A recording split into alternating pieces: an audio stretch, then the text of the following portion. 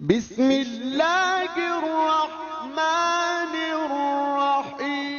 اگر عزاداری امام حسین کو مومن عبادت سمجھ کے منائے تو اگر عبادت ہے تو اس کی حدود ہیں، اگر عبادت ہے تو اس کی قیود ہیں، اگر عبادت ہے تو اس کی شرط و شرائط ہیں، لیکن اگر رسم بن جائے تو پھر وہی المیہ جو پاکستان میں نے کوئی 1 مہینہ پہلے دیکھا کہ پھر ہمارا نوحہ خان بھی ایک طرف نوحہ پڑھتا ہے دوسری طرف گانا بھی پڑھتا ہے۔ پاکستان کے مشہور گویے محرم کے ایام میں امام حسین کے سلام پڑھتے کہ نہیں پڑھتے؟ کیونکہ وہ رسم سمجھتے، عزاداری امام حسین کو عبادت نہیں سمجھتے۔ اور عجیب سے واقعات، کیونکہ اگر خطا اجتماعی ہے تو اس کا ذکر بھی اجتماع میں ہونا چاہیے۔ اگر میں کوئی خطا انفرادی کرتا ہوں تو اس کو ٹوکنا بھی انفرادی طور پہ جانا چاہیے، لیکن اگر میری خطا اجتماعی ہے، اگر میں شیعہ قوم کی سیلیبریٹی بن جاتا ہوں، اگر میں اس قوم کا مشہور نوحہ خان بن جاتا ہوں، تب میرے اوپر قید و قیود لگ جاتے ہیں، کیونکہ اس قوم کا بچہ بچہ آپ کو سنتا ہے، اس قوم کا بچہ بچہ آپ کو رول ماڈل بناتا ہے، آپ کے نوحے ہمارے گھروں میں چلتے ہیں، ہمارے بچے سنتے ہیں، اور اگر آپ کوئی غلطی کرتے ہیں تو یہ قومی غلطی ہے، اگر آپ کوئی گناہ کرتے ہیں تو یہ قومی گناہ ہے، اور یہ قومی گناہ ہوا، لیکن افسوس سے نہ ممبر بولا، نہ ممبر والے بولے، نہ کسی نے ٹوکا، اور انہی اشخاص کے نوحے پھر پڑھے بھی جا رہے ہیں اور انہی کو دعوتیں بھی دی جا رہی ہیں۔ افسوس کا مقام ہوگا کہ پاکستان کی بدنام زمانہ خاتون جو بدترین گانے گائے اس کو اپنی شادیوں میں بلایا جائے، اور پاکستان کا مشہور نوحہ خان اس کے سر پر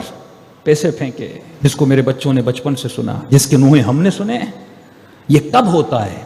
کہ جب ہمارے نوحہ خان نوحوں کو رسم سمجھیں، اور جب رسم بنتی ہے تو کمرشلزم ہو جاتا ہے، جب رسم بن جاتی ہے تو اس میں کمپٹیشن آتا ہے، پھر جب رسم بنتی ہے پھر یہ مقابلہ چلتا ہے کہ تجھے کتنے دیکھتے ہیں مجھے کتنے دیکھتے ہیں، لیکن جب عبادت بن جاتی ہے تو انسان کے وجود میں خوف خدا آتا ہے، خوف امام حسین آتا ہے۔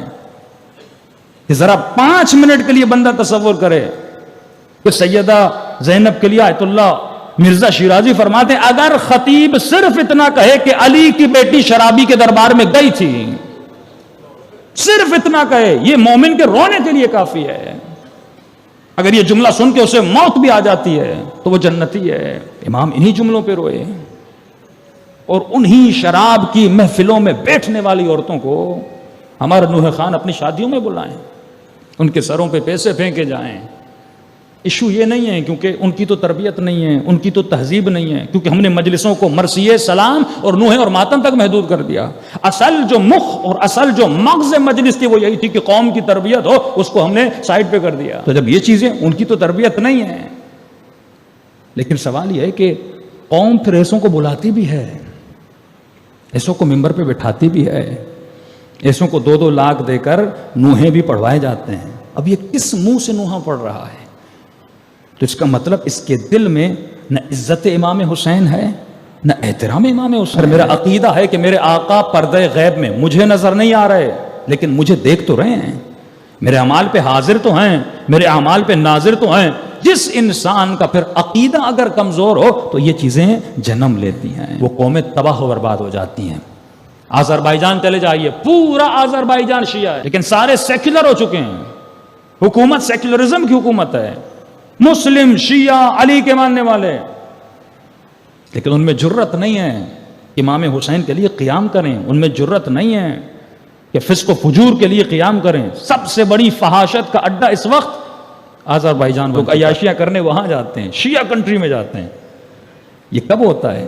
جب قومیں مردہ ہو جاتی ہیں، جب ممبر حسینی، مجلسیں وہاں بھی ہوتی ہیں، لیکن جب ممبر حسینی سے حق مجلس ادا نہیں کیا جاتا، پھر صرف 10 دن آتے ہیں، فیسٹیول کا نام دیا جاتا ہے، رسم کا نام دیا جاتا ہے، اور جوان منا کے چلے جاتے ہیں، پھر پرواہ نہیں ہوتی۔ حقیقت مجلس یہ ہے اس جوان کا دل تڑپ اٹھے اگر وہ روڈ پر کسی خاتون کو بے حجابی کی حالت میں دیکھتا ہے، ہاں، اس بھائی کا دل تڑپتا ہے کہ وہ کسی کو بد حجابی کی حالت میں دیکھتا ہے۔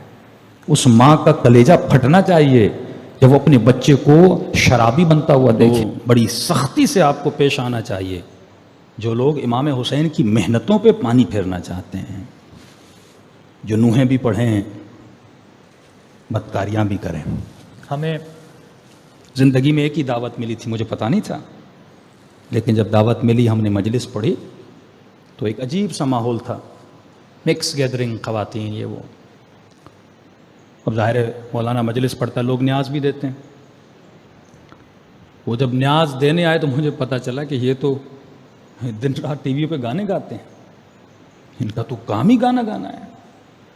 اب تقاضا تھا وہاں پہ ہم نے لے لیا، لیکن ہمیں پتا تھا یہ پیسے کیا ہیں، حرام کی کمائی کے پیسے ہیں.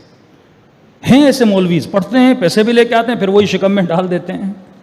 لقمہ حرام جس شکم میں چلا جاتا ہے انسان کا وجود نجس ہو جاتا ہے. لیکن لوگوں نے مجلس کو رسم بنایا ہوا ہے اور کیا جا رہا ہے کہ محرم کے ایام میں نوحیں پڑھو اور کسی اور ایام میں گانے پڑھو. یہ آپ کی ذمہ داری ہے کہ آپ جو پاک ذکر ہے، جو پاکوں کا ذکر ہے، اس میں نجس لوگوں کو ان ہونے نہ دیا جائے. صلوات پڑھیں محمد و آل محمد.